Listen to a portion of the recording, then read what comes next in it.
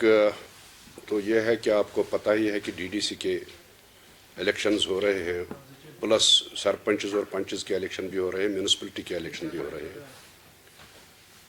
Election का दौर है। बहुत जल्दबाजी में गवर्नमेंट ऑफ इंडिया ने, होम डिपार्टमेंट ने यह फैसला लिया कि यहाँ पे डीडीसी के इलेक्शन करेंगे।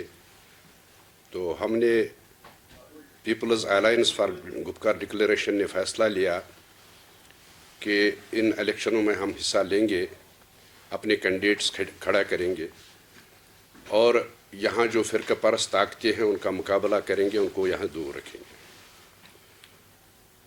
पीपल्स अलायंस ने एक आपस में मीटिंग करके सभी पार्टीज़ जो भी पीपल्स अलायंस में हैं मीटिंग करके सीट शेयरिंग कर ली हर डिस्ट्रिक्ट में।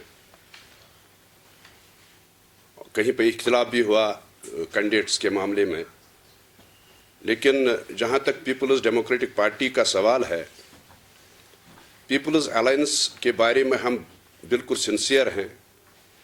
बल्कि हमने ऑफ़र भी दी थी कि नेशनल कॉन्फ्रेंस को कि आप इलेक्शन में हिस्सा लें, अपने कैंडिडेट्स खड़ा करें और पीपल्स डेमोक्रेटिक पार्टी बिला शर्त व शरूत आपको हिमायत करेगी। लेकिन वो उस पर उन्होंने इत्फाक नहीं किया। सभी पार्टीज़ ने मिल के, मैं भी उसमें एक पीडीपी रिप्रेजेंटेटिव की पीपल्स डेमोक्रेटिक पार्टी की तरफ से एक रिप्रेजेंटेटिव था। उन मीटिंगों में जो 6-7 दिन चली, सीट शेयरिंग हो गई, लेकिन बदकिस्मती से मैं ये कहना चाहता हूँ कि बदकिस्मती से कहीं कहीं पे ग्राउंड लेवल पे इख्तिलाफ भी हुआ कैंडिडेट्स के दरमियान। और लास्ट दिन में जब डिस्ट्रिक्ट बडगाम के हवाले से सीट शेयरिंग का मामला उठा, तो कई कॉन्स्टिट्यूंसीज़ में, उसमें शायर शरीफ है, उसमें चाडूरा है, उसमें बीरवा है, खान साहब है और बडगाम है,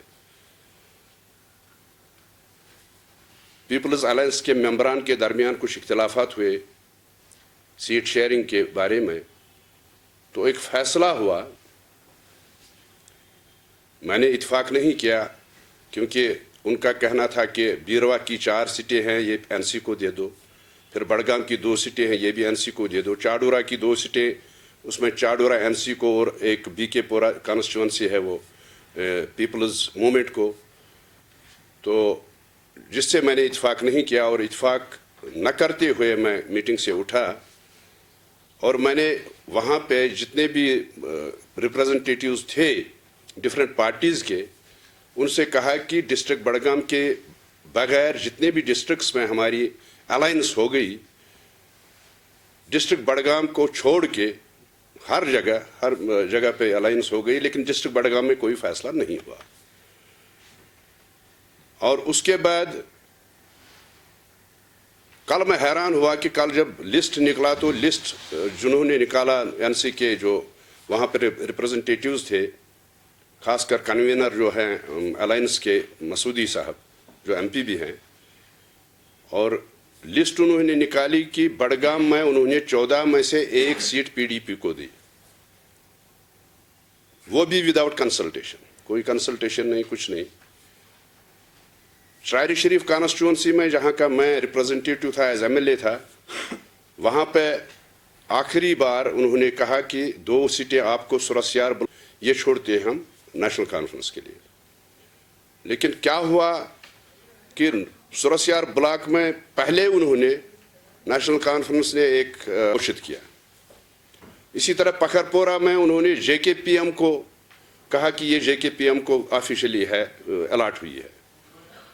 चाडूरा, जिसके बारे में हमारा ज़बरदस्त ये एहतजाज हुआ कि चाडूरा में से, चाडूरा कॉन्स्टिट्यूंसी में से 1 सीट पीडीपी को दे दो, 1 सीट नेशनल कॉन्फ्रेंस को दे दो। लेकिन उसके बरअक्स उन्होंने क्या किया कि चाडूरा को अपने खाते में डाल दिया। लिस्ट में दिखाया गया कि चाडूरा नेशनल कॉन्फ्रेंस को है, बीकेपोरा इसको जेकेपीएम को है, और पीडीपी के लिए कोई सीट नहीं छोड़ी। नंबर 1 मसला ये है, जहाँ तक पीपल्स डेमोक्रेटिक पार्टी का ताल्लुक है, हम कोई भी कुर्बानी देने के लिए तैयार हैं अलायंस के लिए। हमारे सामने ये जो इलेक्शन है, आज का डीडीसी इलेक्शन है या पंचायत इलेक्शन है, ये कोई मायने नहीं रखता है। हम कोई भी कुर्बानी देने के लिए तैयार हैं, लेकिन मैं ये गुजारिश करना चाहता हूँ डॉक्टर फारूक साहब से, जो कि चेयरमैन हैं इसके अलायंस के, उनसे ये गुजारिश करना चाहता हूँ कि फिर से एक बार नज़रसानी करें और देखें। और ये भी देखा गया कि जहाँ पे पीपल्स डेमोक्रेटिक पार्टी को कोई सीट छोड़ी गई, वहाँ पर नेशनल कॉन्फ्रेंस का ऑफिशियल कैंडिडेट भी लड़ रहा है, उसने भी फार्म भरा है। और जहाँ पे कांग्रेस को हमने सीटें छोड़ी थी, क्योंकि कांग्रेस ने फिर बैकआउट किया, उन्होंने कहा कि नहीं, हम नहीं, इसमें नहीं आएंगे, तो जो अलाट हुई थी कांग्रेस को, जो जितनी सीटें अलाट हुई थी, जब लिस्ट निकाला गया तो उन सीटों पे नेशनल कॉन्फ्रेंस ने अपने उम्मीदवार खड़े किए विदाउट एनी कंसल्टेशन। मुझे लगता है कि ये अलायंस के लिए ठीक नहीं है, उनको सोचना चाहिए और नज़रसानी करनी चाहिए। जहाँ भी जो सीट पीपल्स डेमोक्रेटिक पार्टी को अलाट हुई है, वहाँ नेशनल कॉन्फ्रेंस का कैंडिडेट अगर खड़ा है उसको विड्रा करना चाहिए, और जहाँ पर नेशनल कॉन्फ्रेंस का कैंडिडेट खड़ा है, पीपल्स डेमोक्रेटिक पार्टी या किसी भी जमात का, ANC हो, JKPM हो, जो भी कैंडिडेट खड़ा हुआ हो उसको विड्रा करना चाहिए। एक तो ये बात है।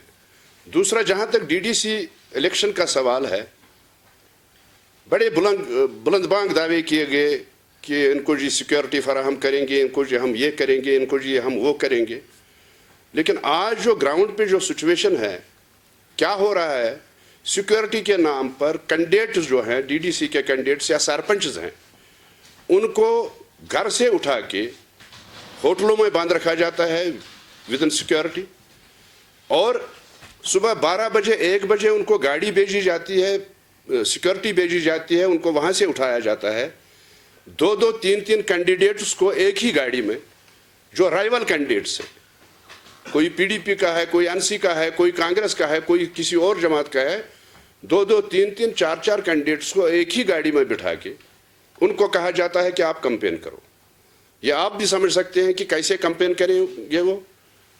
एक पार्टी का है, दूसरा दूसरी पार्टी का है, तीसरा तीसरी पार्टी का है, और 1 बजे वहां से उठा के फिर उनको कहा जाता है कि 4 बजे आपको वापस रिपोर्ट करना है।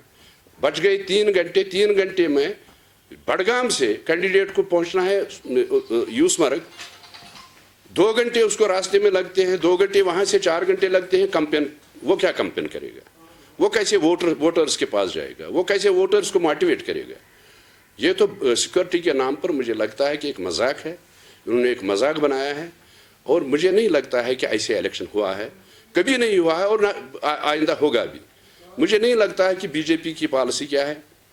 या तो वो अलायंस से डर गए हैं, जो पीपल्स अलायंस ने उम्मीदवार खड़े किए, या तो उनको पता था कि शायद ये बाइकाट करेंगे और हमारे कैंडिडेट बिला मुकाबला कामयाब हो जाएंगे। लेकिन जब उनको लगा कि नहीं, पीपल्स अलायंस भी इसमें आ गई, फ्रेम में आ गई, तो मुझे लगता है कि उससे डर के उन्होंने अब ये जो हथकंडा है ये आजमाया कि इनको सिक्योरिटी के नाम पर इनको जेलों में डाल दीजिए और हम इलेक्शन लड़ेंगे। देखिए, मैं आपको बताऊंगा, हमारे जो यूथ के प्रेसिडेंट हैं वहीदुर रहमान पारा साहब, वो कैंडिडेट भी हैं पुलवामा से, DDC के कैंडिडेट हैं, उन्होंने फार्म भरा है, कंटेस्ट कर रहे हैं इलेक्शन। मुझे लगता है कि ये जो आप देखिए टाइमिंग क्या है, अगर वो मुलवस है किसी भी इसमें क्राइम में मुलवस है, तो ये पहले भी कर सकते थे और बाद में भी कर सकते थे। लेकिन टाइमिंग आप देखिए कि उसने फार्म भरा, कंटेस्ट कर रहा है पुलवामा से, और उसको उठाया गया इस नाम पे कि इसका कई लिंक्स हैं।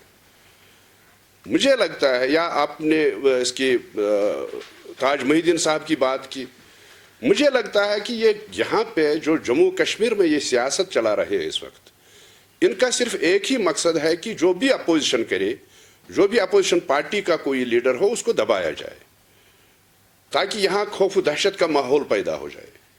ये वहीदुर रहमान पारा साहब की ही बात नहीं है, बल्कि जितने भी यहाँ कंटेस्ट कर रहे हैं वो भी डर गए हैं कि शायद हमने गलती की, हम फ्रेम में आ गए, पता नहीं हमारे साथ क्या होगा।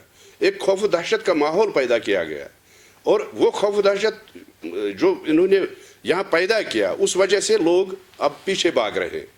उनका जमहूरियत पे जितना भी एतबार था वो एतबार नहीं रहा है।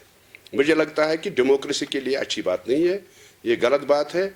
अगर कोई मुलवस है, कोई मुलजिम है, उसका ये देखना है कि अगर मुलवस है हम उसकी वकालत नहीं करते हैं। लेकिन टाइमिंग आप देखिए कि टाइमिंग क्या की है उन्होंने। दोनों कैंडिडेट हैं, एक पुलवामा से है, एक उड़ी से कैंडिडेट है, और ये तो जाहिर सी बात है, ये तो लगता है कि कुछ ना कुछ गड़बड़ ये करना चाहते हैं। एटमॉस्फेयर कल भी देखने को मिला था एसएमसी के, जब जिसके बाद मेयर बिल्कुल, आपने देखा होगा कल जो ये म्यूनिसिपल कमेटी का चेयरमैन यहाँ पे सॉरी मेयर बन गया, किन हालात में बन गया। वाह वाह वो कर रहे थे वो बेचारे, वो जितने भी म्यूनिसिपल कमेटी के वो कारपोरेटर्स साहिबान हैं, उनको मारा गया, पीटा गया और ऐलान किया गया कि वो उसने बड़ी अक्सरियत से, उसने भारी अक्सरियत से उसने इलेक्शन जीता है। तो मुझे लगता है कि ये जमहूरियत पे एक दबा है। एक तरफ ये दावा कर रहे हैं कि हम जमहूरियत के बड़े वो हैं, लेकिन दूसरी तरफ ये जमहूरियत को का गला घोंट रहे हैं।